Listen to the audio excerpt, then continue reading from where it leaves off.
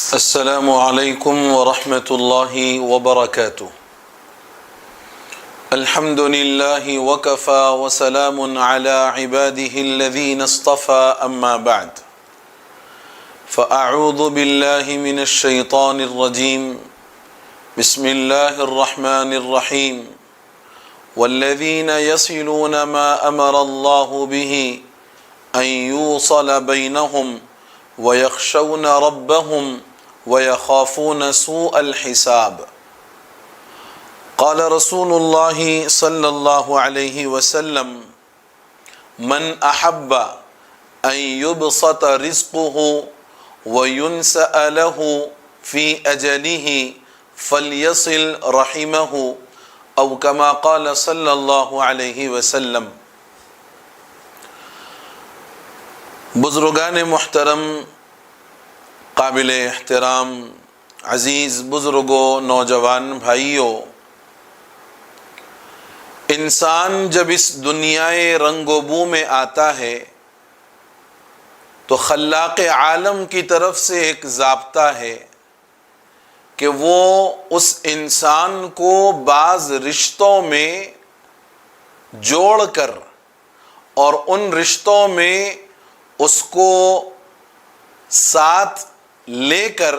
اس دنیا کے اندر بھیجتا ہے. یعنی انسان جب دنیا میں آتا ہے تو اس کے ساتھ چند رشتہ داریاں اور چند خاندانی تعلقات خود بخود جڑ جاتے ہیں. ایک رشتہ والد کی طرف سے ہوتا ہے اور والد کے جو رشتہ دار ہیں وہ اس پیدا ہونے والے کے لیے ددیالی رشتہ دار کہلاتے ہیں. اور ایک رشتہ ماں کی طرف سے ہوتا ہے اور ماں کی طرف کے جو رشتہ دار ہیں یہ سارے اس پیدا ہونے والے کے لیے ننیحالی رشتہ دار کہلاتے ہیں. یہ دو رشتے وہ ہیں جس کو خلاق عالم اس نومولود کے پیدا ہونے سے قبل اس کے ساتھ جوڑ دیتا ہے. وہ اپنی مرضی سے ان رشتوں کو طے نہیں کر سکتا بلکہ یہ رشتے اللہ رب العزت خود طے کر کے اور اس کے ساتھ جوڑ کر کے بھیجتا ہے. ہاں، ایک رشتہ ایسا ہے جس کو یہ انسان خود طے کرتا ہے اور انسان اپنی مرضی سے جہاں چاہتا ہے، جس جگہ موزوں اور مناسب سمجھتا ہے وہاں اس رشتے کو یہ بندہ جوڑ سکتا ہے، اور وہ ہے سسرالی رشتہ. جس جگہ یہ مناسب سمجھے اپنی نسبت طے کر دے. جس خاندان میں اس کو بہتری نظر آئے یا جو گھرانہ اس کو اپنے قابل نظر آئے، جو خاندان اپنے کفو کے برابر نظر آئے، اس جگہ پر یہ بندہ اپنا سسرالی رشتہ جوڑتا ہے. آپ غور کر کے دیکھیے، دو رشتے اور دو خاندانی تعلقات اللہ رب العزت نے انسان کے دنیا میں آنے سے پہلے ہی طے کر دیے ہیں. اب انسان کو اس بات کا حکم دیا گیا کہ جب تو دنیا میں آیا ہے اور ان رشتوں کو ہم نے تیرے ساتھ جوڑ کے رکھا ہے، تمہاری یہ ذمہ داری ہے کہ ان رشتوں کو نبھاتے ہوئے چلو اور ان کے ساتھ حسن سلوک کرو.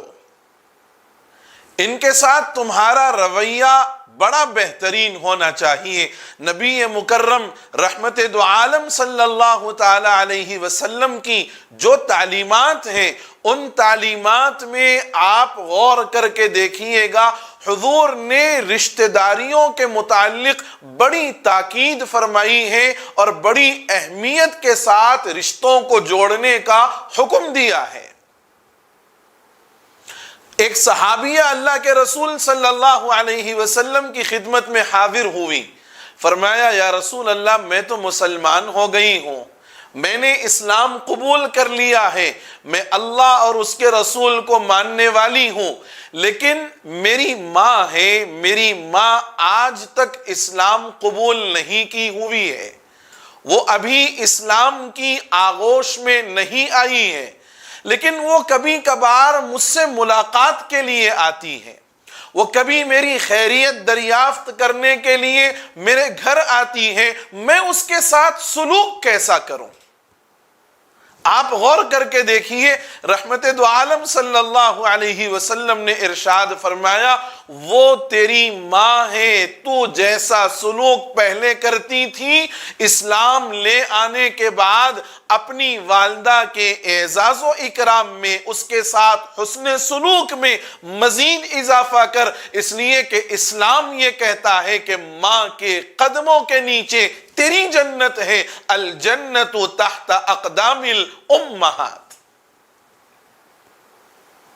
یہ نہیں فرمایا کہ اگر وہ اسلام کی آغوش میں نہیں آئی ہے تو تمہیں ان کے ساتھ کوئی سلوک نہیں کرنا ہے، بلکہ نبی رحمت صلی اللہ علیہ وسلم تاکیدی طور پر آنے والی اس سائلہ سے یہ فرماتے ہیں کہ جب تمہاری والدہ تمہارے پاس آئے، جو سلوک تم پہلے کرتی تھی اس سے بہتر سلوک کرو، کیونکہ اسلام رشتہ داریوں کو جوڑنے کا حکم دیتا ہے، توڑنے کا حکم قطعی نہیں دیتا۔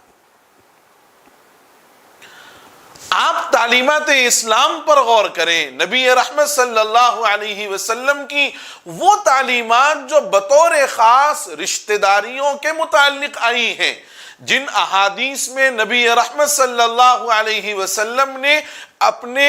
رشتہ داروں کے ساتھ حسن سلوک کا، ان کے ساتھ اچھا سلوک کرنے کا، ان کے ساتھ بہتر معاملہ کرنے کا تاکیدی جو حکم دیا ہے، آپ غور کر کے دیکھیے گا، ایسی ایسی احادیث ہیں جن میں بڑے صاف الفاظ میں فرمایا کہ مومن کے لیے اپنے رشتہ داروں کے ساتھ حسن سلوک کرنا اور ان کے ساتھ بہتری کا معاملہ کرنا، یہ اس کے ایمان کے اچھے ہونے کی علامت ہے۔ ایک مرتبہ صحابہ کا مجمع بیٹھا ہوا ہے، نبی رحمت صلی اللہ علیہ وسلم ارشاد فرماتے ہیں کہ جو آدمی ایسا ہو جس کے اندر 3 خوبیاں ہوں، جو 3 کاموں کے کرنے کا عادی ہو، اس کے لیے 2 بشارتیں ہیں۔ ایک بشارت فرمائی کہ اللہ حساب آسان لے لے گا، حساب میں آسانی پیدا فرمائے گا، اور دوسری بشارت یہ فرمائی کہ اللہ اس کو اپنے فضل سے جنت کا داخلہ عنایت فرمائے گا۔ صحابہ کرام رضوان اللہ تعالی علیہ مجمعین چونکہ اعمال کے بڑے حریص تھے، نیک عمل کرنے میں مسابقت اور مسارعت کیا کرتے تھے، ایک دوسرے سے آگے بڑھنے کے جذبات تھے حضرات صحابہ کے۔ صحابہ نے پوچھا، یا رسول اللہ وہ 3 کام کیا ہیں، وہ 3 صفات کیا ہیں، آپ بتا دیں، ہم اپنی عملی زندگی میں اس کو شامل کریں گے۔ حضور نے فرمایا، تعطی من حرمک، جس نے تجھے محروم کیا ہے تم اس کو عطا کرو، جو تمہیں نہ دے تم اس کو دینے والے بن جاؤ، اور بعد میں فرمایا وَتَعْفُو عَمَّنْ ظَلَمَكَ، جو تم پر ظلم کرے تم اس کو معاف کر دو، اللہ کے لیے معاف کر دو۔ اور یاد رکھنا میرے بزرگوں، جو بندہ کسی عمل کے اوپر اگر اس کے ساتھ ظلم ہو، ناانصافی ہو اور اس کے ساتھ کوئی اچھا سلوک نہ ہو، لیکن اگر وہ معاملہ اللہ پر چھوڑتا ہے تو اللہ سے بہتر فیصلہ کرنے والا کوئی اور نہیں۔ ان کی آہوں سے مت ڈرو جو اپنا معاملہ لوگوں کو سناتے ہیں، بلکہ ان کی آہوں سے ڈرو جو اپنا معاملہ رب تعالیٰ کے حوالے کرتے ہیں، اس لیے کہ رب تعالیٰ سے بہتر، اچھا اور بہترین فیصلہ کرنے والا کوئی دنیا میں ہے ہی نہیں۔ حضور نے فرمایا دوسرا کام یہ کرو جو تم پر ظلم کرے، وَتَعْفُو عَمَّنْ ظَلَمَكَ، جو ظلم کرے للہ معاف کر دو، اللہ کے حوالے کر دو۔ اور تیسرا جملہ ارشاد فرمایا وَتَصِلُ عَمَّنْ قَطَعَكَ، تیسرا کام یہ ہے کہ جو تم سے رشتہ داریوں کو توڑ دے، جو تم سے اپنے ناطے ختم کر دے، جو تم سے اپنی رشتہ داریوں کو نہ نبھائے، تم اس سے جا کر اپنی رشتہ داری کو نبھاؤ۔ تم اس سے اپنی رشتہ داری کو جوڑ کر کے رکھو۔ یہ مستدرک حاکم کی روایت ہے۔ حضور فرماتے ہیں کہ جس بندے میں یہ 3 خوبیاں ہوں، یہ 3 خوبیاں ہوں، جو محروم کر رہا ہے اس کو دے، جو ظلم کر رہا ہے اس کو معاف کرے، اور جو رشتہ داریوں کو توڑ رہا ہے اس کے ساتھ اپنی رشتہ داریوں کو جوڑ دے۔ حضور صلی اللہ علیہ وسلم فرماتے ہیں یحاسب اللہ حسابا یسیرا، اللہ اس کے ساتھ بڑا آسان حساب فرمائیں گے، وَأَدْخَلَهُ الْجَنَّةَ، اور اس کو اپنے فضل و احسان سے جنت میں داخل فرمائیں گے۔ آپ غور کر کے دیکھیے گا، بڑی معمولی اور بڑی چھوٹی چھوٹی صفات ہیں، بڑے آسان کام ہیں، لیکن حضور نے ان آسان کاموں پر 2 بڑی بڑی بشارتیں عطا فرمائی ہیں۔ اب بھلا وہ آدمی ہی اس کو چھوڑ سکتا ہے جو واقعی محروم القسمت ہو۔ دوسری حدیث میں اللہ کے رسول صلی اللہ علیہ وسلم رشتہ داری کی اہمیت کو بتاتے ہوئے ارشاد فرماتے ہیں، رحم یہ رشتہ داری کی بنیاد ہے۔ عربی میں رشتہ داری کے لیے لفظ رحم استعمال ہوا ہے، اور یہ لفظ رحم رحمان سے بنا ہے، یہ لفظ رحم رحمان سے بنا ہے۔ فرماتے ہیں کہ یہ رشتہ داری عرش خداوندی کو پکڑ کر میدان محشر میں یہ کہے گا، میدان محشر میں یہ کہے گا کہ جس نے مجھ کو جوڑ کے رکھا تھا دنیا میں، جس نے مجھ کو دنیا میں جوڑ کے رکھا تھا، اے بار الہ میں اس کے لیے آپ سے یہ کہتا ہوں کہ آپ اس کو جوڑ کر رکھیے، میں آپ سے یہ کہتا ہوں کہ آپ اس کو جوڑ کر رکھیے، اور جس نے اس کو توڑ دیا میں آپ سے یہ کہتا ہوں کہ آپ اس کو توڑ دیجئے۔ یعنی رشتہ داری میدان محشر میں رب تعالیٰ کے حضور کھڑے ہو کر یہ عرض کرے گی کہ جو مجھ کو جوڑ کر رکھنے والا تھا دنیا کے اندر، آج آپ اس کو اپنی رحمت سے جوڑ کے رکھیے، اور جس نے مجھے دنیا میں توڑ دیا اور جس نے میرا پاس و لحاظ نہیں کیا، اے بار الہ میں عرض کرتا ہوں کہ آج میدان محشر میں جب ہر انسان کو اللہ کی رحمت کی ضرورت ہوگی، جب ہر انسان اللہ کی رحمت کا محتاج ہوگا، اللہ کے فضل کا محتاج ہوگا، اللہ کے انعام کا محتاج ہوگا، وہ رشتہ داری یہ کہے گی کہ آپ اس کو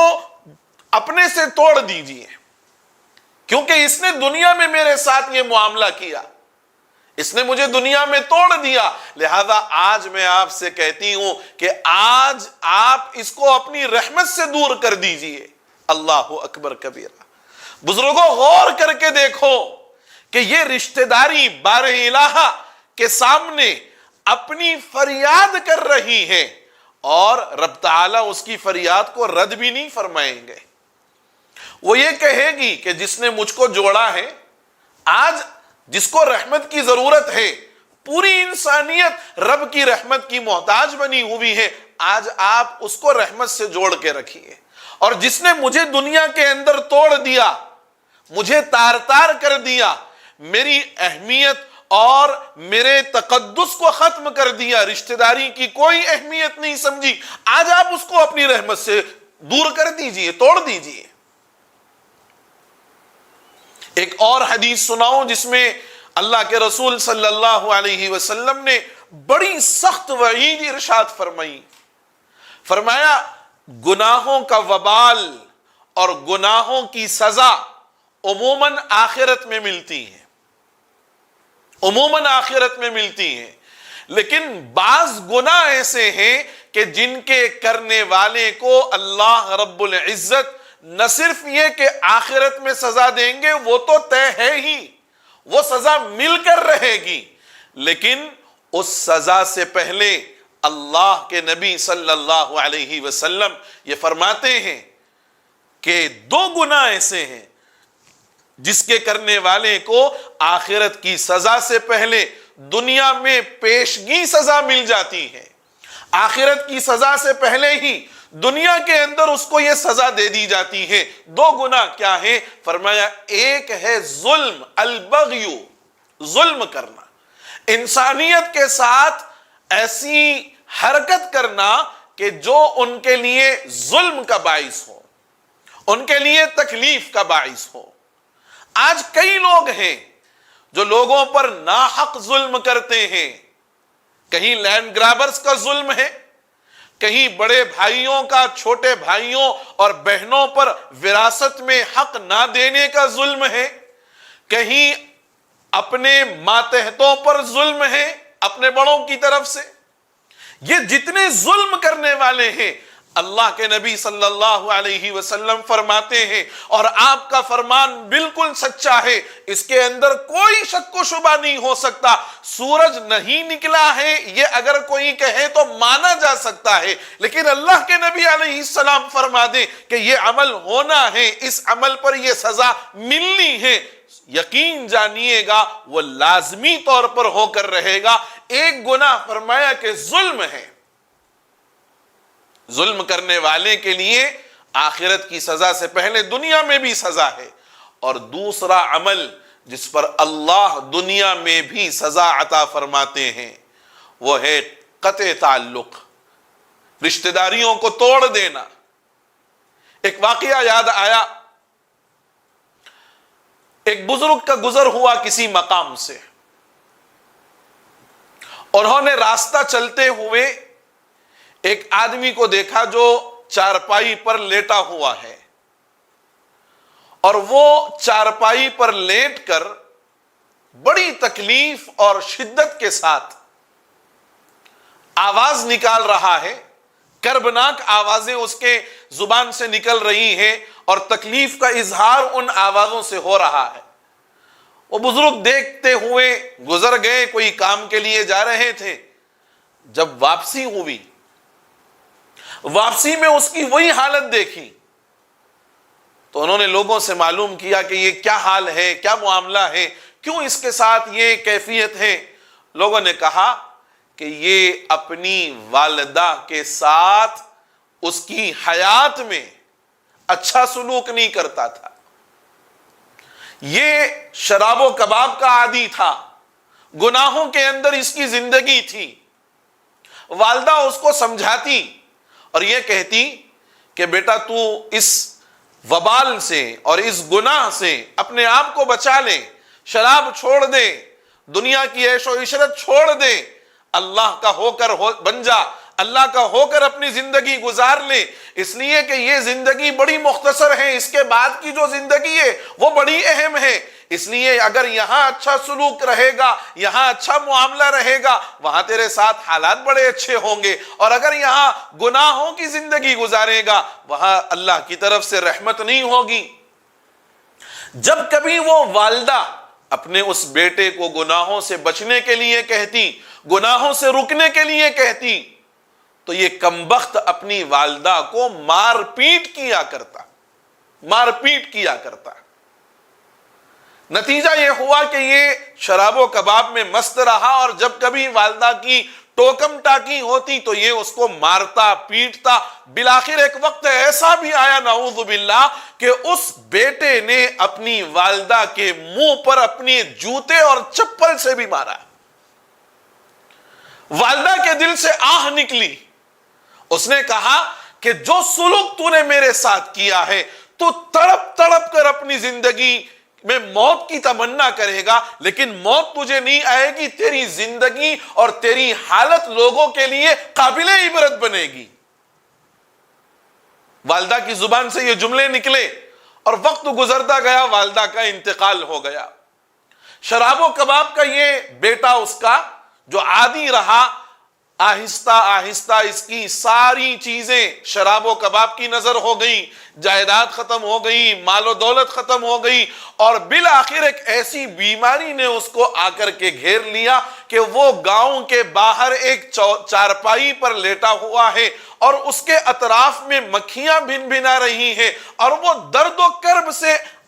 جو ہے اپنی تکلیف کا اظہار کر رہا ہے اور اپنے درد کو ظاہر کر رہا ہے، لیکن اس کے درد کو سمجھنے والا یا اس کی فریاد کو پورا کرنے والا کوئی نہیں۔ اللہ نے موقع عبرت بنا دیا کہ جو اپنے والدین کے ساتھ ایسا سلوک کرتا ہے، ان کے رشتے کے تقدس کا احترام نہیں کرتا، ان کے مقام و مرتبے کو نہیں سمجھتا اور ان کے ساتھ زیادتی اور ظلم کا معاملہ کرتا ہے، اللہ ایسے لوگوں کو دنیا کے لیے قابل عبرت بنا دیتے ہیں۔ آج کئی ایسے لوگ ہیں، کئی ایسے گھرانے ہیں جو آپس میں اپنی زندگی تو گزار رہے ہیں، لیکن ان کے تعلقات اپنے پیدا کرنے والے والدین سے اچھے نہیں، ان کے تعلقات اپنی والدہ سے صحیح نہیں، ان کے تعلقات اپنے والد سے صحیح نہیں۔ بعض مرتبہ والدین اپنی اولاد کی زندگی کو سدھارنے اور بہتر بنانے کے لیے کچھ سختی کا معاملہ ضرور کرتے ہیں۔ آپ بھی والدین ہیں، آپ بھی یہ سلوک کرتے ہوں گے، اور آپ کا مقصد ہرگز یہ نہیں ہوتا کہ اس سے بچے کے دل میں آپ اپنی نفرت بٹھائیں۔ اس کی مثال ایسی ہے جیسے اگر کوئی مریض ڈاکٹر کے پاس جائے اور وہ اپنا علاج کروائے اور اس کے علاج میں اس کے جسم کا کوئی حصہ نکالنے کی نوبت آ جائے تو کوئی آدمی ڈاکٹر کو ظالم نہیں کہتا، بلکہ اس ڈاکٹر کو محسن سمجھتا ہے کہ اس کا احسان ہے، اس نے ہمارے ساتھ اچھا سلوک کیا ہے، اس نے ہمیں جو ہے ایک بڑی بیماری سے بچا لیا اور چھوٹی چیز میں اس نے معاملے کو ختم کر دیا۔ کوئی اس ڈاکٹر کو ظالم نہیں کہتا، حالانکہ وہ آپ کے جسم کا کوئی حصہ نکال پھینک رہا ہے، تب بھی آپ اس کو محسن کہتے ہو۔ والدین اگر اپنی اولاد کے ساتھ کبھی کوئی سختی کریں یا ان کے ساتھ کوئی ایسا معاملہ کریں جو بظاہر ان کے لیے نامناسب لگ رہا ہو، لیکن پھر بھی والدین کا یہ عمل در حقیقت اپنی اولاد کی زندگی کو سنوارنے کے لیے ہوتا ہے۔ والدین کبھی یہ نہیں چاہتے کہ ان کی آنکھوں کے سامنے ان کی اولاد کی زندگی تباہ اور برباد ہو جائے، لیکن کئی گھرانے ایسے ہیں اور میرے علم و دانست میں ہیں کہ ایسے گھرانے جہاں تعلیم کے اعتبار سے بڑے اونچی ڈگریوں کے حامل، تعلیم کے اعتبار سے بڑے بہترین ڈگریاں ان کے پاس موجود ہیں، لیکن آج بھی ان کے اپنے والدین کے ساتھ تعلقات اچھے نہیں۔ والدین اپنی اس غلطی کو مان کر اپنی اولاد سے معافی مانگنے کے لیے بھی پہنچ گئے۔ والدین نے کہا کہ ہو سکتا ہے بیٹا ہم نے تم پر ظلم کر دیا ہو یا ہم نے تمہارے ساتھ زیادتی کر دی ہو، اگر تمہیں لگتا ہے کہ واقعتاً ہم ظالم تھے تو ہمیں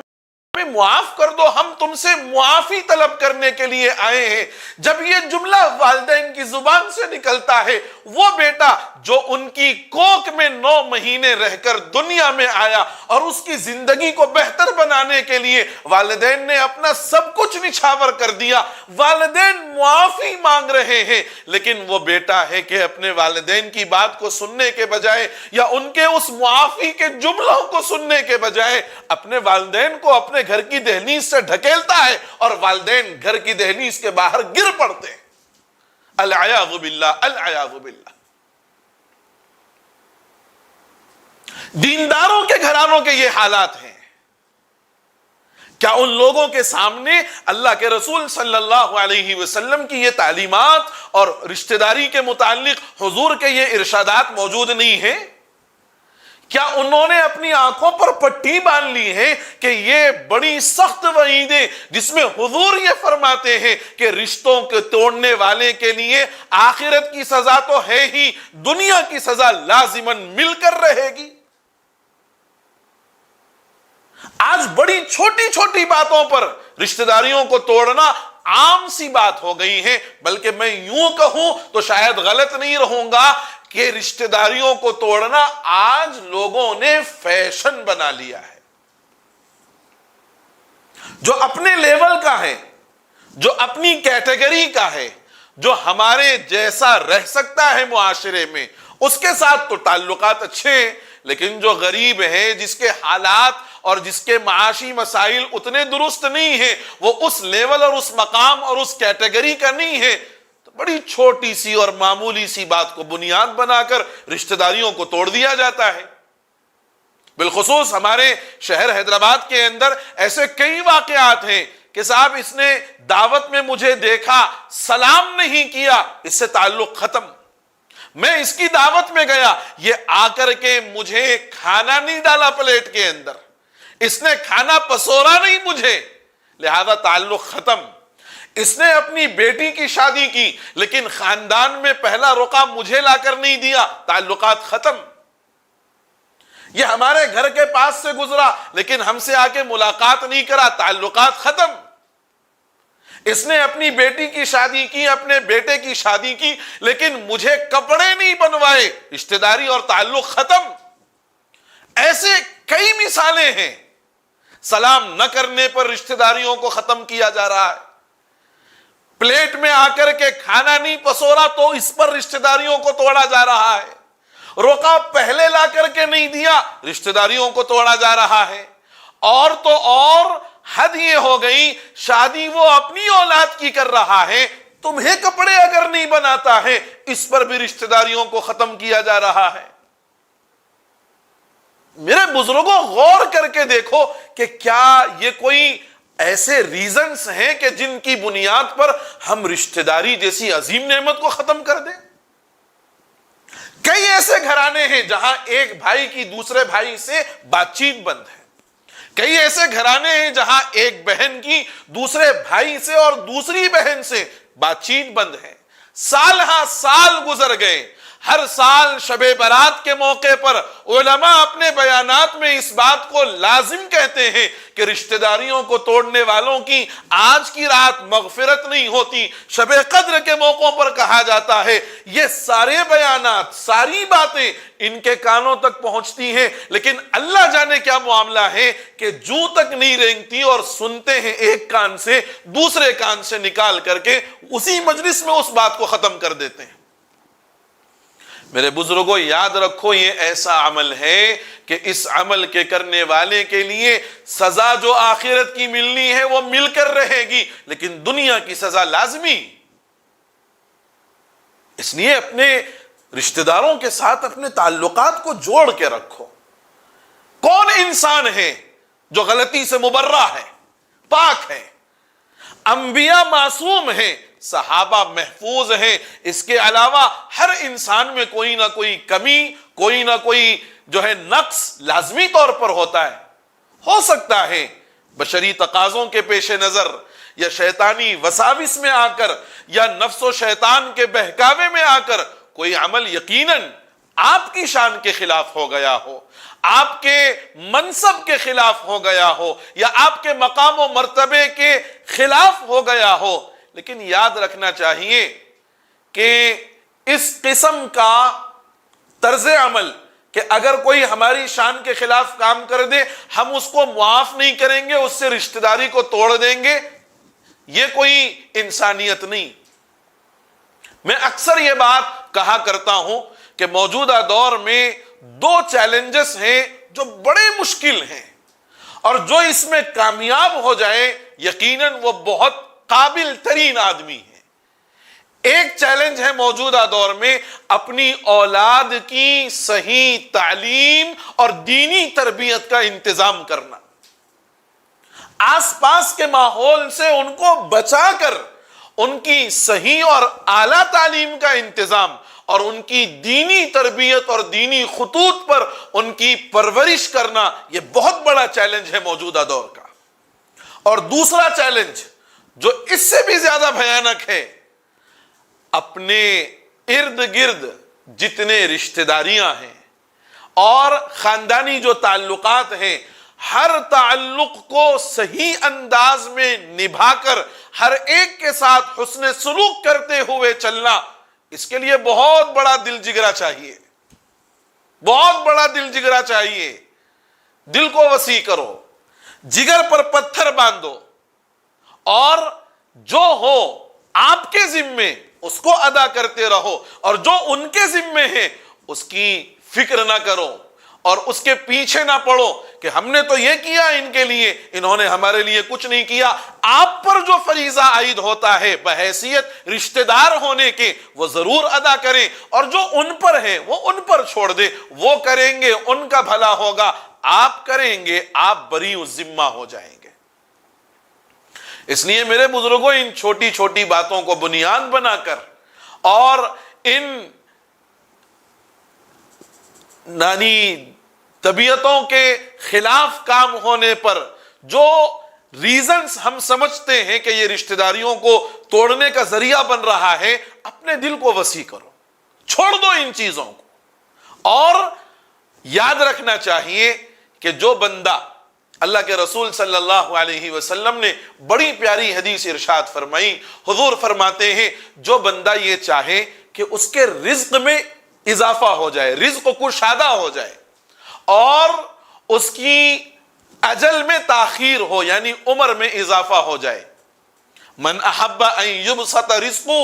جو یہ چاہے کہ اس کا رزق کشادہ ہو جائے، وَيُنْسَأَ لَهُ فِي أَجَلِهِ، اور اس کی عمر میں درازی آ جائے، فَلْيَصِلْ رَحِمَهُ، اس کو چاہیے کہ اپنے رشتہ داروں کے ساتھ جڑا ہوا رہے، رشتہ داریوں کو جوڑ کر زندگی گزارے۔ بڑا آسان عمل، رشتہ داریوں کو جوڑو، دو نقد فائدے ہیں، ایک رزق میں برکت ہوگی، اور دوسرے آپ کی عمر کے اندر اضافہ ہوگا۔ میرے بزرگوں، غور کرنے کی ضرورت ہے کہ ان تعلیمات کے اور ان احادیث کے سامنے آنے کے بعد اور ان کے معانی اور مطالب کو سمجھنے کے بعد اگر ہم اپنے رشتہ داروں کے ساتھ تعلقات کو خراب کرتے ہیں اور اپنے رشتہ داروں سے، اپنے بھائیوں سے، اپنے بہنوں سے اپنے رشتوں کو کمزور کر دیتے ہیں، توڑ دیتے ہیں معمولی وجوہات کی بنیاد پر، تو یاد رکھنا چاہیے کہ آقا کی ان تعلیمات کا جو اثر ایک امتی کے دل میں ہونا چاہیے، ہمارے دل اس اثر سے خالی ہیں۔ آپ کو بتاؤں، بڑے کر و فر کے ساتھ جب تعلقات خراب ہو جاتے ہیں اور جب ایک دوسرے کے چہرے دیکھنے گوارا نہیں کیا جاتا، اس موقع پر بعض لوگ اتنے بڑے بڑے جملے اپنی زبانوں پر لے آتے ہیں، العیاذ باللہ، اللہ معاف کرے، ہاں دیکھیں گے جو اللہ کریں گا دیکھیں گے، لیکن میں اس کے گھر کی دہلیز نہیں چڑھنے والا اور اس کے گھر کا ایک گھونٹ پانی نہیں پینے والا۔ ارے غور کر کے دیکھو، اللہ کے رسول صلی اللہ علیہ وسلم کی سیرت اور آپ کی تعلیمات ہماری آنکھوں کے سامنے۔ مکے کے جو سردار تھے، ابو سفیان رضی اللہ عنہ، جو اسلام اور مسلمانوں کے خلاف بڑی سازشیں کیا کرتے تھے ایمان لانے سے پہلے، جب مکہ فتح ہوا، لوگوں کے دلوں کے اندر ایک طریقے کا خوف تھا، لوگ دہشت کے ماحول میں تھے کہ وہ محمد الرسول اللہ صلی اللہ علیہ وسلم جن کو مکے سے نکالا گیا تھا، آج وہ فاتحانہ انداز میں مکے میں داخل ہو رہے ہیں۔ آج ان لوگوں کی خیر نہیں ہے جن لوگوں نے مکے میں رہنے پر ان کے ساتھ برا سلوک کیا تھا، مسلمانوں کو ستایا تھا، خود رسول اللہ کو ستایا تھا۔ لوگ بڑے خوف و دہشت کے ماحول میں، ایسے ماحول میں جب رسول مکرم صلی اللہ علیہ وسلم مکے میں داخل ہوئے، لوگ خوف و ہراس کے عالم میں ہیں۔ حضور نے یہ نہیں فرمایا الیوم یوم الملحمہ، آج تو بدلے کا دن ہے، آج جنگ کا دن ہے، آج لڑائی کا دن ہے۔ حضور نے اپنی زبان مبارک سے فرمایا، میں وہ جملہ کہوں گا جو حضرت یوسف نے اپنے بھائیوں سے کہا تھا، لا تثریب علیکم اليوم وانتم الطلقاء، تم پر تو کوئی داروگیر نہیں ہے، کوئی گرفت نہیں ہے، جاؤ تم سب کے سب آزاد ہو۔ حضور نے فرمایا جو ابو سفیان کے گھر میں چھپ جائے اس کو بھی امان، جو بیت اللہ میں آ جائے اس کو بھی امان، جو فلاں کے گھر میں آ جائے اس کو بھی امان۔ لوگوں کو مکمل امان دیا۔ جن لوگوں نے آپ کے ساتھ اپنی رشتہ داریوں کو توڑا تھا، حضور نے بلا بلا کر ان سے اپنے تعلقات کو جوڑا اور قائم کیا، اور رہتی دنیا تک یہ پیغام دیا کہ یقیناً نبی کا سچا امتی اور نبی کا سچا عاشق وہ ہوتا ہے جو حضور کی تعلیمات کو اپنے دل سے لگاتا ہے، اپنے سینے سے لگاتا ہے، اور بالخصوص رشتہ داروں کے ساتھ وہ سلوک کرتا ہے جو محمد عربی صلی اللہ علیہ وسلم نے کر کے دکھایا ہے۔ کیا ہم بہت بڑے اپنے آپ کو تیسمار خان سمجھتے ہیں؟ نعوذ باللہ، جو اللہ کے مقابلے میں آ کر کے یہ جملہ کہہ دیں، جو کرتا اللہ دیکھیں گے لیکن ہم تو اس کے پاس نہیں جائیں گے۔ آپ ذرا غور کر کے دیکھو کتنا بڑا جملہ تم نے اپنی زبان سے نکال دیا۔ انسان کو اللہ کے فضل کا طلبگار ہونا چاہیے، انسان کو سب کچھ کرتے ہوئے بھی اللہ کے فضل کا اور اس کے انعام کا طلبگار ہونا چاہیے، کیونکہ ہم جو عمل کرتے ہیں کوئی ضروری نہیں ہے کہ ہمارے اس عمل پر اللہ قبولیت کا فیصلہ فرما کر دے دے۔ جو ہوگا، جو ملے گا، اللہ کے فضل سے ملے گا۔ ایک حدیث میں اللہ کے رسول صلی اللہ علیہ وسلم صاف الفاظ میں ارشاد فرما رہے ہیں، لا يدخل الجنت قاطع، رشتہ داریوں کو توڑنے والا جنت میں نہیں جائے گا۔